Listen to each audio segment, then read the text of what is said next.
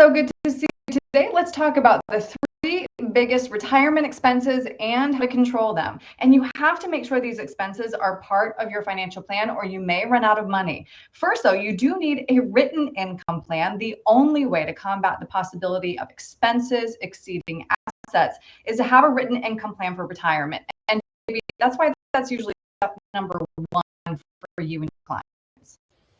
Absolutely. So good to see you as always, Erin.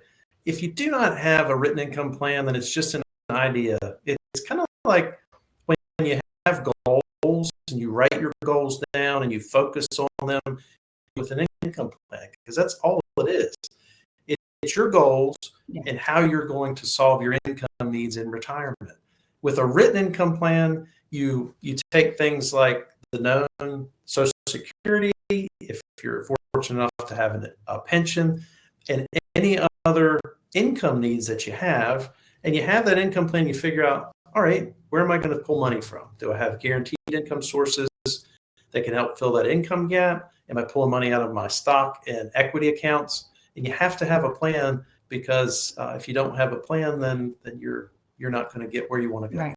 Okay, so now let's talk through those expenses. And first, we have our largest known expense, taxes. Yes. Death and taxes, two knowns that we have in our lifetimes. With taxes, the recent Tax Cuts and Jobs Act tax brackets, we now know those have been extended. So with the bill that was passed at the beginning of July. So with that, we know where the federal income taxes are. You have to also keep track of any state and local taxes that you have.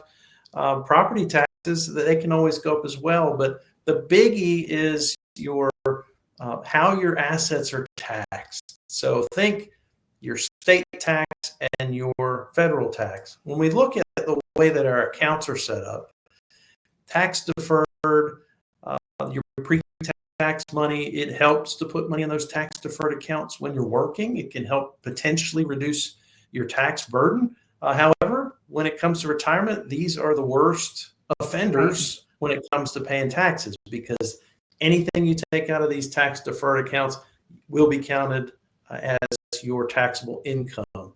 Your taxable accounts, those you might pay tax on them every year, or whether it's interest or dividends. Those, there are ways to reduce some of the tax burden on those. That can help. It's all about reducing tax burden in retirement. And then the tax-free bucket, when it comes to retirement, that's everyone's favorite. Think municipal bonds if you're a higher tax earner. Now, if you're not in the 32 or 35, 37% tax bracket, municipal bonds for a lot of folks don't help a whole lot. The yields are also a lot lower than they were back in the 90s, but Roth IRAs, and then any money folks have in life insurance that they take out in the form of a loan, that can also be tax advantaged as well. The point is to try to work now to get those triangles kind of in balance. Yes. All right, next we have our largest potential expense, which is healthcare. Healthcare inflation has exceeded overall inflation over the last 10 years. These are things that as we age, statistically, we spend more on healthcare expenses. A lot of folks will say, well, I have good health insurance. I'm okay if something happens. And we're not just talking health insurance here. We're talking out-of-pocket expenses if you do have healthcare events.